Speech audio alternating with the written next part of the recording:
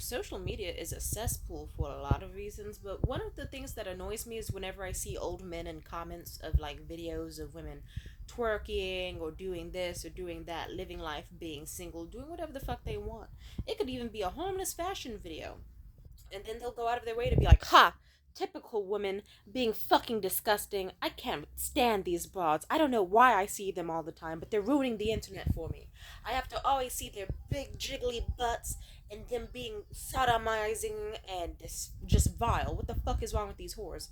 And then I always make it a point to reply to them and say, my brother in Christ, the way the algorithm works is that if you keep commenting this on every single video, over and over and over, it's gonna go, oh hey, he keeps responding to all of these videos of these women twerking and oiling themselves up so ferociously. So clearly he wants to keep seeing them. And then it goes on and on and on and on, and the loop repeats. And I always make it a show to say, hey, maybe you should stop watching these videos so much on loop while pretending you hate these types of women. Maybe you should stop commenting. Maybe you should engage elsewhere. Like, you could become, like, you wouldn't see any of this content if you put any of your hatred energy towards actually, just going, okay, those women have their life, I'm gonna ignore it, and then watching videos of baking, sports. Like, you can tell how freaked out a nigga is because his fucking explore page on Instagram will be nothing but big booty naked women or women's selfies, and it's like, sir, we know exactly why it is the way it is. Because you secretly love that shit.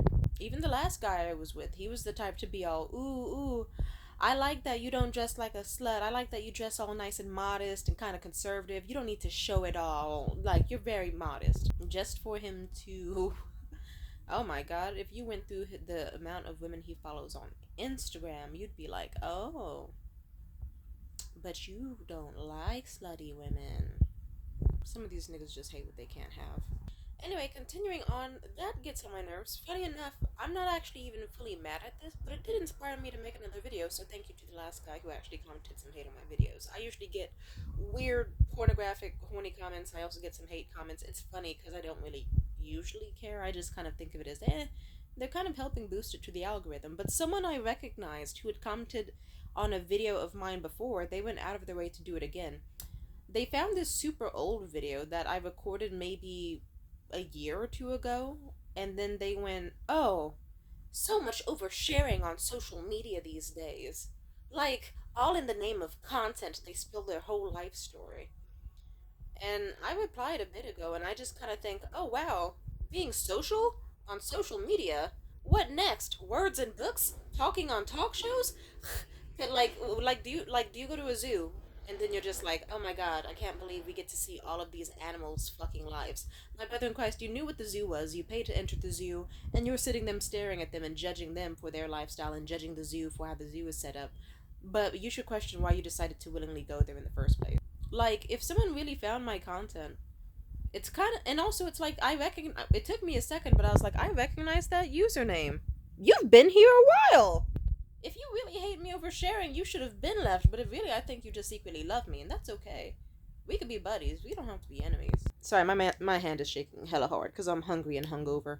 I don't know, I just always found that silly when people do that. Like, if you are, like, how do I put this? If you're the type of person who's like, ooh, I hate hearing about the Kardashians' lives, but whenever, like, anything comes out about the Kardashians, you instantly run to comment on it, run to see what they're up to, what they're doing, then congratulations, you secretly love the Kardashians. You just hate watch them. Like, just admit that to yourself at the very least.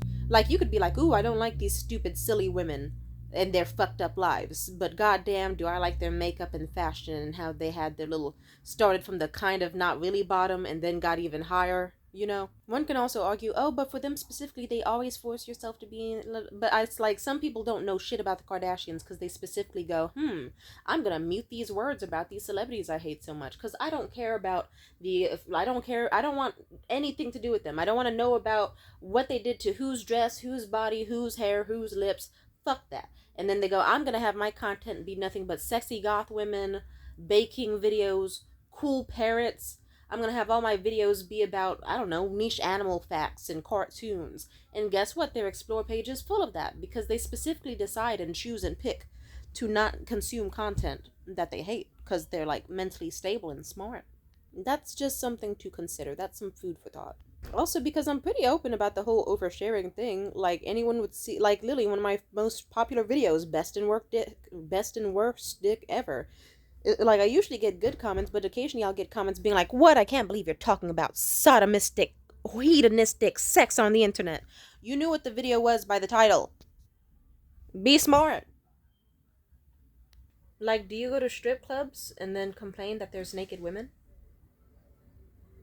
And then judge them for what? Actually, some people do that. So I think it's just like you all share the same brain cell. You just take turns. Also, I just think it's a like if anything, I'm so outspoken specifically because I know how it feels, and I've met people who are super like sheltered in. They don't talk about anything in their life to other people because they're afraid of what others will do to them. Or just they're I don't know, it's like, ooh, I don't want they don't want to hate themselves. They're ashamed of themselves. They're ashamed of the life they lead. All that shit. I fully understand. It doesn't change the fact that it's plenty fucking pathetic. I just see it as if you want to do something, then do it. Like, I usually don't even get notifications. Occasionally, I'll just get something like, "You're so funny. You're so hot. I love you. Let me know when you're in my city." And then an occasional, like, "Fuck you for oversharing." And I'll be like, "You knew this was an overshare channel. Like, you knew that." I overshare because there's a lot of people who don't allow themselves to use the voice they have. They don't speak up for themselves. They don't make the life that they actually want come into reality. They just kind of flounder through life and they don't feel seen or heard. And for me, it's like if I can just in my own little bullshit apartment, just talk about shit I've been through, good and bad, if it can make someone's life better, then I'm gonna do it. Most people even like that. They'll reach out for me. They'll be like, "Hey, Tamia, how do I handle my kid being a furry?" I'll be like, "Oh, the best way like and I'll tell them my life experiences. I'll be like, honestly, you got to accept your kid at this stage. You can let them know that they're not actually an animal, of course. That's totally reasonable. But if it's just simple things like cat ears or tails, like that's harmless. Usually kids grow out of that. When I was her age, hell, I thought that I was Storm from X-Men. And my mom, like, despite all her bullshit, she let me go through that phase. And then, oh look, the phase passed. She treated it as normal. And then, because I was like a kid, I was like 9, I got over that shit pretty easily and moved on to the next thing. It's not that hard. And then since I did that, the dude now has a healthy relationship with his kid where they bond over her interest in being a Therian or whatever. So it's like if I can say something that can put, and I even let him know, like, if you don't like support your kid, there are much worse people out there in the scene of furries or any community who will happily prey upon your kid.